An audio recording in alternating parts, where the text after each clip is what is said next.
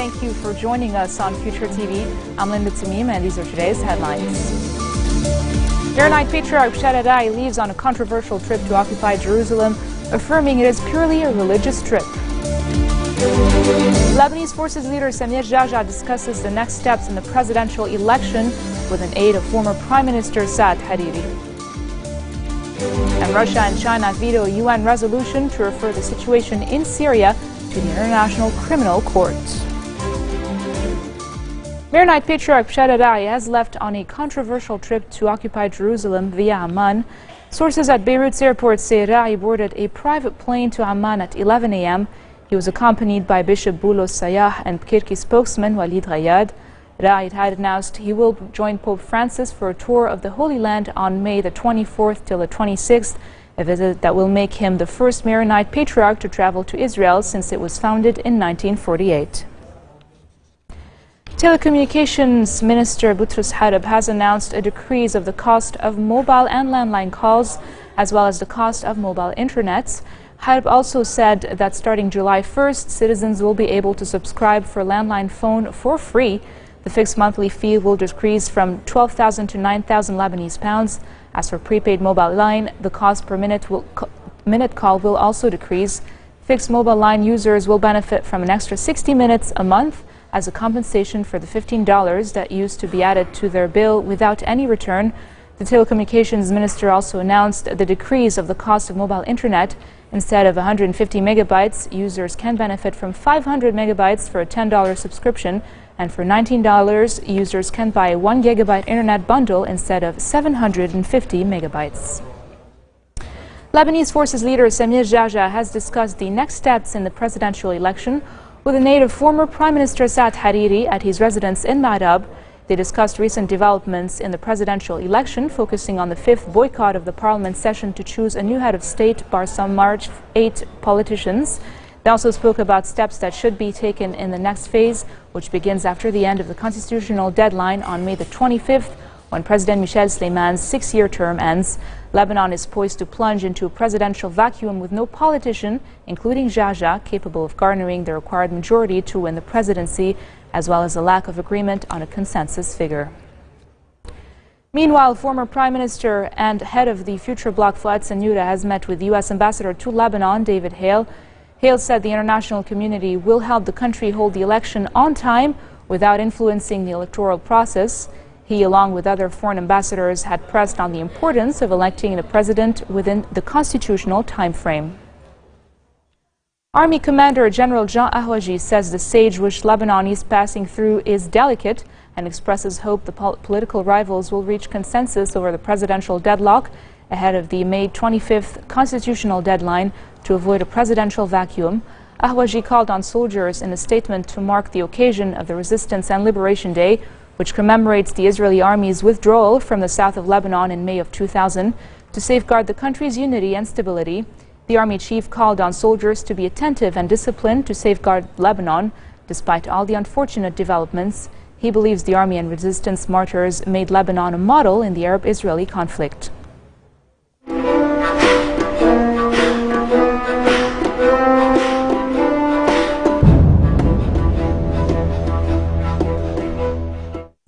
The Syrian army has broken a 13-month rebel siege on Aleppo prison that put regime forces within reach of Castello Road, which rebels in Aleppo have relied on as a supply route leading to a rear base in the countryside. Rebels had repeatedly attacked the prison since April of 2013, hoping to free approximately 3,500 detainees reportedly being held in dire conditions. The prison had nearly 4,000 inmates before the siege, including Islamists, but the observatory says some 600 prisoners had died due to poor humanitarian conditions and bombardments. In that vein, UN Secretary General Ban Ki-moon said humanitarian access throughout Syria was worsening, blaming the government in particular, but also the rebels. Ban said Damascus was still stopping convoys from entering Syria from Iraq, Jordan and Turkey in violation of a Security Council resolution adopted in February. The report said more than 3.5 million Syrians continue to have unpredictable and woefully inadequate access to humanitarian assistance.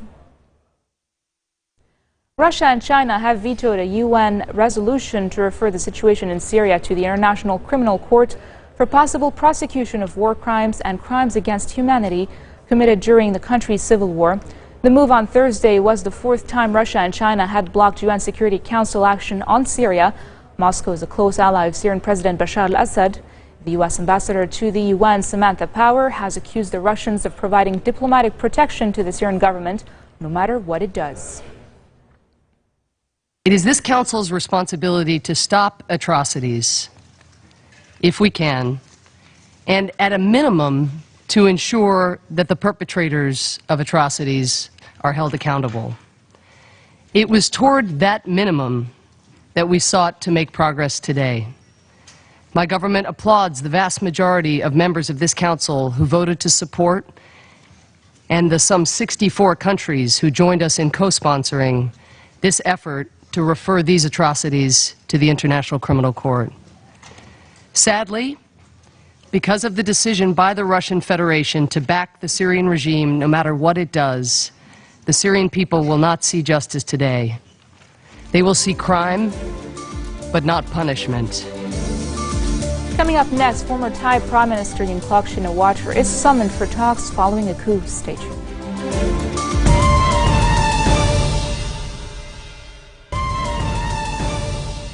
Welcome back. The UN Security Council Committee on Al-Qaeda Sanctions has blacklisted Nigeria's Boko Haram a month after the armed group kidnapped hundreds of schoolgirls. Nigeria, which until recently had been reluctant to seek international help to combat Boko Haram, requested earlier this week that the group be sanctioned. As a result, it is now subject to an international asset freeze, travel ban, and arms embargo. The International Criminal Court has sentenced Jamin Katanga, a rebel commander from the Democratic Republic of Congo, to 12 years in jail for arming an ethnic militia group that carried out a particularly cruel 2003 village massacre. Katanga was found guilty of having procured the weapons used in the massacre, but was cleared of direct involvement. He was not found guilty of rape, sexual slavery, and using child soldiers. Congolese authorities arrested and surrendered the 36-year-old to the ICC in 2007. And still in Africa, Mali's president has called for a ceasefire after a number of soldiers were killed in fierce fighting with the Tuareg rebels in the country's north. President Ibrahim Boubacar Keïta, also known as Ibeka, appealed for an immediate ceasefire in the fighting in Kidal that has left several wounded and caused the loss of human life, according to a government spokesman. Mali's Prime Minister Moussa Mara arrives in the northern town of Kidal Saturday. Fighting had already broken out with Tuareg separatists, killing one soldier and wounding dozens more. They abducted 30 civil servants. Taking refuge at an army base, the Prime Minister responded to the bold move with an equally bold announcement. Taking into account this declaration of war, as this action cannot be seen differently, the Republic of Mali is henceforth at war. We will bring the appropriate response to this situation that will not be left as it is. He wonders, where were the UN forces? I think the least that we could have expected from the UN peacekeeping forces was that the governor's office was not attacked. I think. French forces drove back Islamist fighters last year. Now the government focus has turned back to the Tuareg rebels who are claiming control of Kidal. President Barack Obama has made a pitch for U.S. tourism during a visit to the Baseball Hall of Fame in Cooperstown, New York. As part of his efforts to provide a boost for U.S. economic growth, officials say the museum, which drew just over 250,000 visitors in 2013, was picked for the event because it draws tourists from around the world. Obama is working to draw attention to efforts to boost growth by making it easier for foreign visitors to spend money in the United States. He recently issued a presidential memorandum directing the Departments of Commerce and Homeland Security to reduce wait times for international travelers when they arrived at the 15 largest airports in the country. The fact that people come from all over the world to see our parks, to see our monuments, is something we should take great pride in as Americans, and it's good for our economy. So just like we're helping our businesses to sell more goods made in America in markets all across the world, we're spending a lot of time and focus trying to make it easier for folks from around the world to come see America and spend money here. tourism translates into jobs and it translates into economic growth. When visitors come here, they don't just check out the hall. They rent cars, they stay in hotels, they eat at restaurants, and that means for upstate New York, the Baseball Hall of Fame is a powerful economic engine. Last year alone, travel and tourism were responsible for $1.5 trillion in economic activity across the country. News around the world in brief. The record flooding in Bosnia has left the country's roads, bridges, railway tracks and factories in ruins, threatening thousands of jobs in the Balkan nation that already grapples with one of the highest unemployment rates in the region. People in some of the affected areas were left without jobs to return to in the wake of the worst natural disaster in living memory. 4 heavily armed fighters, including suicide bombers, have launched a rocket-propelled grenade and gun attack on the Indian consulate in Afghanistan's western city of Herat hours before dawn.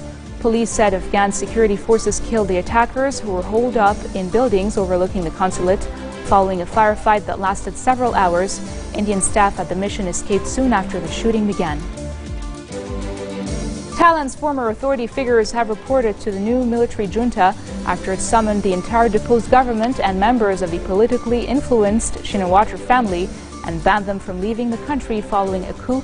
Yingluck Shinawatra, the former prime minister, and her temporary replacement were among the 39 prominent figures who reported to the designated military compound in Bangkok.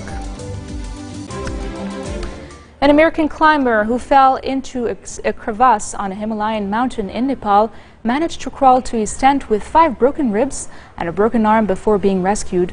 Footage obtained by the Associated Press, shot by John All inside the crevasse after his fall, showed the extent of his plight. He broke 5 ribs and an arm, dislocated his shoulders, suffered internal bleeding and bruised his face and knees. He crawled out of the hole using his ice axe but could only move slowly because of his injuries. It took him 6 hours to crawl out of the hole and another 3 hours to reach his tent, where he sent a text message for help on a satellite messenger. His friends responded and arranged for a helicopter rescue. All, speaking in a Kathmandu hotel where he is recovering, said he thought he was going to die after falling some 22 meters into the crevasse. Suddenly I went from walking on a flat plain of snow with no hint of a crevasse to falling down a mine shaft, and my face smashed against the front wall and I started bouncing back and forth.